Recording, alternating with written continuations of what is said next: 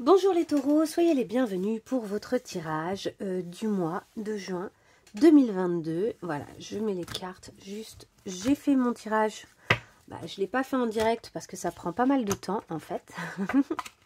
Mais voilà, ici nous avons les cartes générales, les taureaux. Alors tout d'abord, merci à tous, merci d'être présents, merci de liker mes vidéos, ça me fait vachement plaisir et puis ça me permet d'avoir une certaine visibilité. Et si vous pensez que mes vidéos valent le détour, c'est une super façon de m'aider pour les partager, donc de au moins liker. Si en tout cas ça vous parle particulièrement, si vous trouvez un écho dans ma façon de tirer les cartes et de vous les expliquer. Comme d'habitude, gardez bien votre libre arbitre, bienvenue aux nouveaux.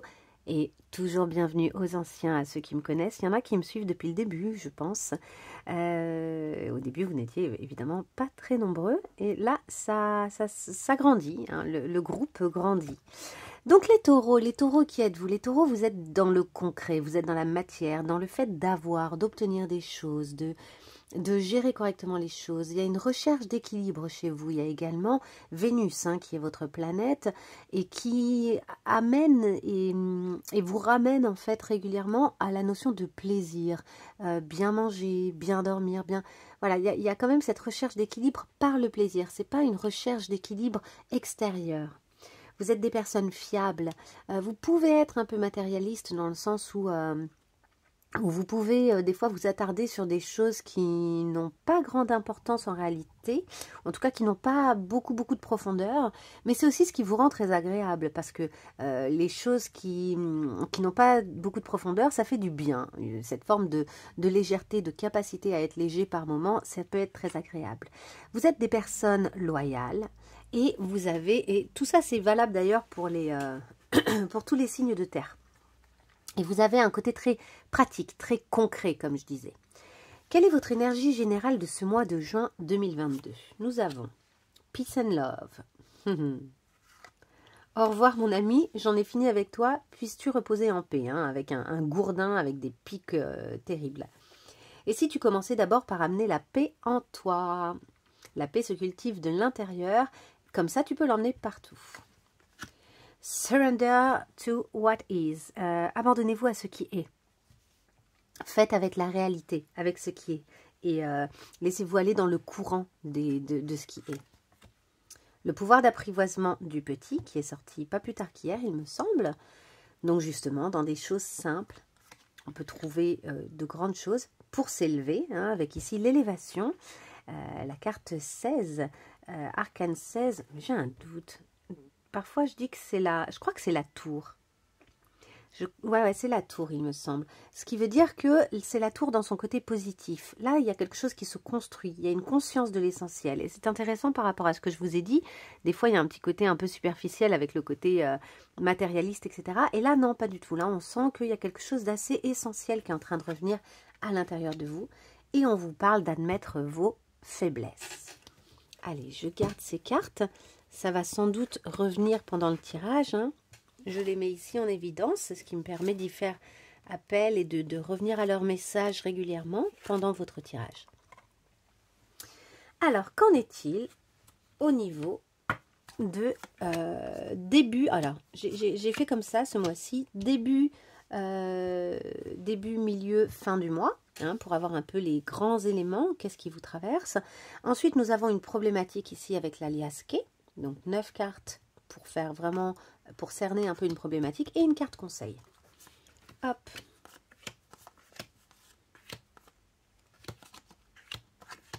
Voilà, nous y sommes. Est-ce que vous voyez correctement? Oui, ça va à peu près. Alors, dans quelle énergie vous commencez ce début du mois de juin, les taureaux? Amitié, pardon,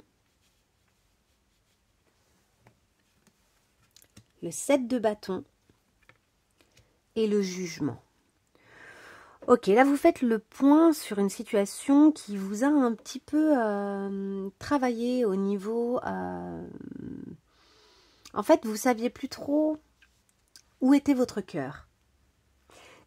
À quoi donner de l'importance? Et là, justement, avec ce jugement qui est un jugement un peu particulier, en l'occurrence, il y a différents types de cartes, de tarot, et ce tarot-là, La créatrice, hein, c'est This Might Hurt Tarot, donc Isabella Rothman, a décidé d'utiliser ici une figure égyptienne, je ne sais plus comment il s'appelle, donc c'est un dieu égyptien, et qui soupèse ici son cœur, qui doit être plus léger qu'une plume pour pouvoir passer dans l'au-delà. En fait, c'est vraiment le jugement avant une prochaine étape. On pèse, on soupèse ses actions, son cœur. Est-ce qu'il y a des choses justement à se faire pardonner? Est-ce qu'il y a des gens à qui vous tenez, à qui vous avez besoin pour faire cesser un combat qui est peut-être intérieur, hein? Vous vous sentez un peu attaqué au début de ce mois et j'ai l'impression que l'apaisement passe notamment par le fait de vous pardonner ou de pardonner à quelqu'un ou de présenter de présenter votre pardon, hein, et d'admettre vos faiblesses, en fait, d'apprivoiser cette situation en admettant que vous avez peut-être fait des erreurs. Parce qu'on parle vraiment de paix et d'amour, hein, de ranger la hache de guerre, de ranger les armes, de lâcher les armes. Hein, avec ce 7 de bâton, on a vraiment cette notion comme ça d'armes partout, et lui-même, il est prêt à se battre. On range les armes, en fait, et on change de combat, on change son fusil d'épaule, on décide de fonctionner autrement. Comment ça va se passer au milieu du mois? Comment ça va évoluer tout ça? Au milieu du mois, votre énergie, c'est parole, papyrus, reine de coupe et le fou. Donc un véritable apaisement, hein. Vous avez ici déjà 2 arcanes majeures. Un véritable apaisement. On sent qu'il y a une communication qui a priori est assez saine, puisque la reine de coupe est ok et elle est d'abord très empathique, mais au-delà de ça, et je pense qu'on parle de vous, hein, avec cette reine de coupe, au-delà de ça, elle est très donc très consciente de la situation, très apaisée, hein. On voit derrière une mer très sereine, de l'eau très sereine, une pleine lune, pareil, un ciel étoilé, le ciel est dégagé, il n'y a pas de nuages. Et on est prêt à... En fait, je pense que vous avez conscience que pour pouvoir démarrer vraiment quelque chose de nouveau, il y a besoin d'une communication apaisée. Et c'est peut-être même ça qui est nouveau chez vous. Peut-être que vous avez modifié vraiment votre approche des choses, votre approche des relations. Et ici, avec ce papyrus, peut-être que vous passez par moments par la communication écrite. Ce n'est pas forcément une communication orale tout le temps. Ça peut être des mémos aussi, hein, des mémos vocaux. En tout cas, il y a une communication, mais que vous essayez vraiment d'apaiser. Vous vous lancez à corps perdu dans l'aventure de cette nouvelle communication et accessoirement, vous êtes aussi dans l'idée de... il y a peut-être une occasion là, quelque chose une proposition, une occasion qui se présente à vous et qu'on vous dit de saisir en communiquant, de saisir avec sérénité parce que, a priori, ça devrait amener du bon. Fin du mois, dans quel état vous serez? Échec, voyage, as de coupe et l'ermite. Ok, il y a peut-être un désir ici d'une nouveauté, d'une nouvelle relation et en fait la personne s'éloigne en face ou c'est vous qui vous éloignez. Il y a en tout cas, peut-être que c'est ça, peut-être que c'est cette chose dans laquelle vous vous êtes lancé qui était éventuellement relationnelle et qui fait, parce que ici on a 2 fois la coupe quand même, hein, et de nouveau, on a un arcane majeur, donc qui fait que vous avez finalement le sentiment que ça ne pourra pas fonctionner. Il y a quelque chose qui finalement ne pourra pas fonctionner et vous décidez de prendre le large. Peut-être que c'est vous qui décidez de prendre le large ou bien l'autre décide de prendre le large et ça vous amène à vous-même vous questionner. Vous voyez, il y a vraiment cette idée-là, on a 2 fois la main. Ici, vous avez proposé quelque chose avec cette main, vous avez proposé une coupe pleine ou on vous a proposé une coupe pleine et soit l'autre a refusé, soit c'est vous qui avez refusé ou en tout cas vous vous êtes dit que finalement ça ne donnait pas quelque chose ou pour X raisons, peut-être que vous êtes tout simplement éloigné à cause d'un concours de circonstances et que ça vous donne un sentiment d'échec quoi. Et en fait, avec cette main qui était à l'origine plutôt pour proposer une coupe, il y a finalement ce changement de cap avec cette main, on décide d'illuminer plutôt sa propre route et d'illuminer, de faire le clair en fait, de prendre le recul nécessaire et de faire le clair sur ce qu'on veut vraiment ou sur le chemin qu'on a envie de parcourir. On passe quand même du fou qui se jette à corps perdu à l'ermite. Eux deux sont sur un chemin, mais le fou se jette là où l'ermite décide d'éclairer sa route dans l'obscurité, c'est-à-dire de reconnaître les obstacles qui se présentent sur sa route, ou d'avoir bien conscience, d'essayer de prendre conscience des bons et des mauvais chemins qui ne sont pas forcément facilement visibles dans l'obscurité.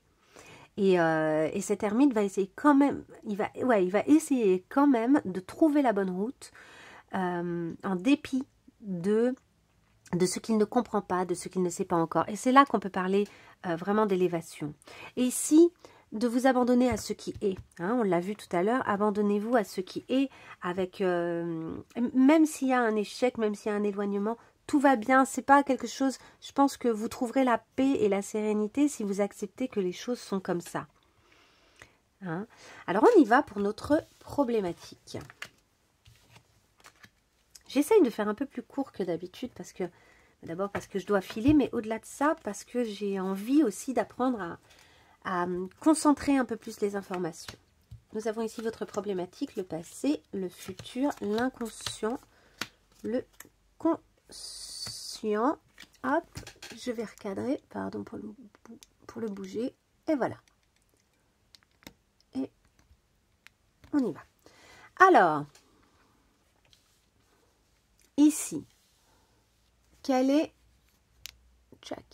votre problématique? Vous allez rencontrer cette problématique dans le mois. C'est une problématique amoureuse, clairement. Hein. Il y a un lien là, vous avez envie de quelque chose avec quelqu'un d'une certaine manière. On va voir de quoi il s'agit. Au niveau inconscient, ouais, vous avez des doutes. Alors peut-être que vous ne vous rendez même pas vraiment compte que vous avez des doutes. Vous sentez des choses, mais... Et... ouais, c'est vraiment l'amour, quoi. Au niveau conscient, vous sentez bien que vous avez des sentiments. Vous avez des sentiments pour cette personne, mais vous doutez. Et il y a ce lien-là au milieu, ouais, on parle vraiment d'un lien, je pense. Hein. Éventuellement d'une réconciliation, d'un terrain d'entente, du fait de se rapprocher, de contribuer éventuellement aussi à quelque chose depuis le cœur. Donc ça peut être, vous voyez là où ça résonne pour vous, c'est peut-être un projet, hein, c'est peut-être un projet du cœur, c'est peut-être... Mais inconsciemment, vous avez des doutes sur ce rapprochement. Vous vous demandez si c'est bien juste d'effectuer ce rapprochement, que ce soit une réconciliation ou une rencontre.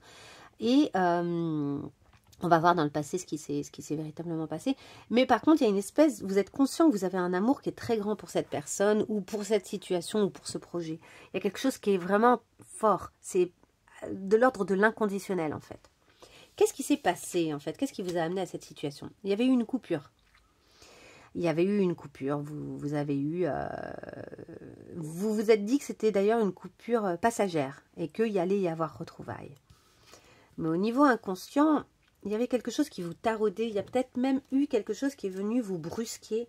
Un événement soudain où soudainement il y a eu un changement intérieur. Vous avez eu comme ça quelque chose à l'intérieur qui est venu vous brusquer, alors que à l'extérieur, ou en tout cas du point de vue de votre ressenti, vous aviez le sentiment d'être protégé. Hein.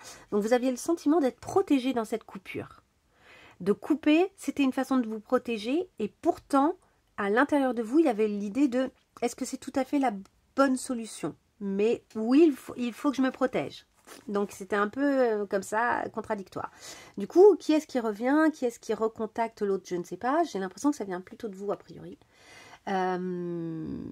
Puisque vous savez vraiment où vous en êtes, en tout cas. Dans le futur. Dans le futur, on a cette idée d'avoir un choix à faire. Il y a plusieurs routes. Il va falloir prendre une bonne décision, une décision cohérente, ou bien chercher quelle est la bonne route pour soi, et donc réfléchir véritablement. Hein. Il y a une recherche comme ça que vous avez besoin de faire, vous le sentez. Il va y avoir une décision à prendre. Au niveau inconscient, vous avez la maturité au niveau inconscient pour prendre cette décision. Vous vous en rendez peut-être même pas compte, mais il y a une espèce de sagesse. Après, peut-être aussi que vous devriez faire appel à quelqu'un. pour appel à quelqu'un dans le sens discuter avec quelqu'un de sage, qui n'a peut-être pas trop d'intérêt dans cette histoire-là et qui n'a pas trop de comment dire, un point de vue déjà avec des a priori, vous voyez. Et au niveau conscient, ouais, vous vous sentez perdu. Vous sentez bien que là, vous avez même la peur que ce soit perdu d'avance. Il y a un côté labyrinthe, hein, et vous craignez aussi d'être dans des illusions, d'être en train de vous illusionner. Donc voilà, passé, présent, quand cette problématique va vraiment se présenter, futur. Ça ne veut pas dire que les cœurs vont pas revenir et que vous n'allez pas être avec cette personne ou quoi que ce soit, j'en sais rien. Après, vu ce qu'on a vu ici, en tout cas, il y a vraiment ce moment de doute qui va venir vous perturber à un moment. Pour moi, quand on est ici avec cette perturbation, ce questionnement sur le cœur, on est ici. On est dans ce besoin d'éloignement pour essayer de faire le clair. Ici, même l'ermite, c'est un peu ça. Ah, ici, ça peut être également, vu qu'il y a recontact, le milieu. On se lance pleinement, sereinement, en y croyant. Alors qu'ici, il y avait le combat. Donc, effectivement, peut-être que tout ça, ça représente votre début, milieu et fin de mois. Ok, allez, on y va. Sur quoi vous pouvez vous appuyer? Quels conseils est-ce que les cartes tiennent à vous donner? Sur quoi vous appuyez ce mois-ci? Sur l'éloignement. Et ouais, vous avez tout intérêt à vous éloigner, à prendre ce recul. Ça ne veut pas dire que vous ne vous retrouverez pas avec cette personne. Ça peut vouloir dire que la meilleure chose à faire pour vous, c'est vraiment de vous éloigner. De prendre des distances avec ce qui vous pose un vrai souci, et parce que vous ne vous y retrouvez pas.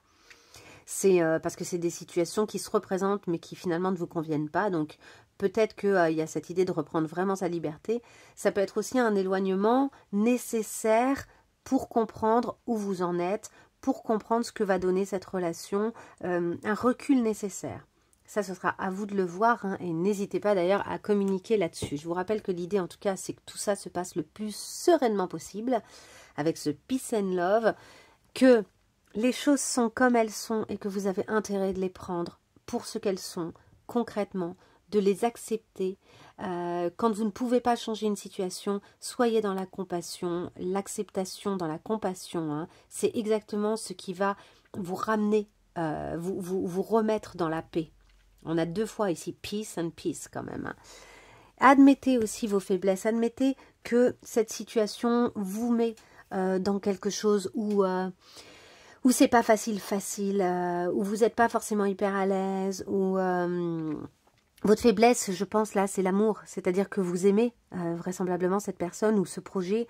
Et ça, c'est une faiblesse en soi quand finalement ce projet ou cet amour n'est pas exactement celui qui nous convient. On se retrouve terriblement en faiblesse. Nous avons le pouvoir d'apprivoisement du petit, de revenir à vous, de revenir à des choses plus simples, d'être dans une forme de retenue, de rencontrer peut-être des empêchements mineurs aussi. Peut-être que tout ça n'est qu'une étape assez mineure, hein, et de vous adapter, d'être dans l'adaptabilité, c'est-à-dire de vraiment vous adapter à ce qui est, à la situation, de l'accepter, de la prendre pour ce qu'elle est. Et enfin, nous avons l'élévation. Tout ça va vous aider à retrouver, à être conscient de l'essentiel de cette histoire. Peut-être aussi qu'il s'agit de quelqu'un que vous aimez, mais avec qui vous ne devez plus être.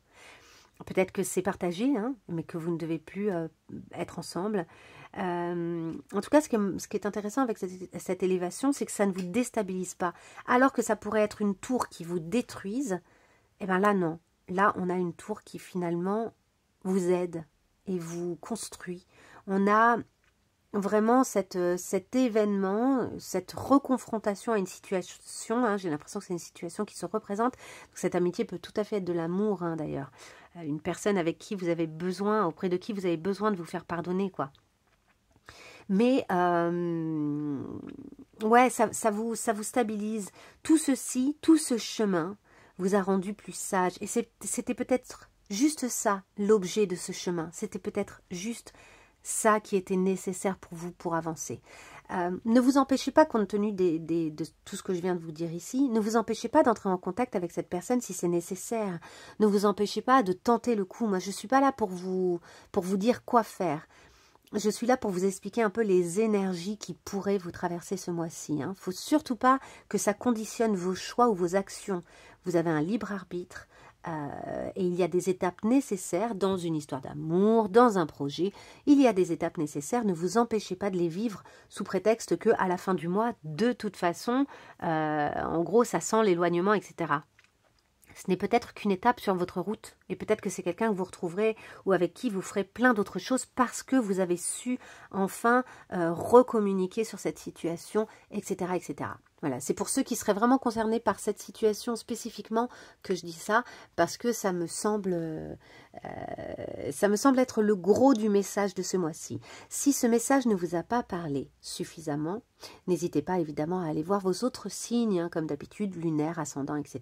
Parce que certaines planètes, des fois, sont plus influentes en fonction de notre thème, en fonction de où est-ce qu'elles sont dans le ciel, au moment M, etc., etc.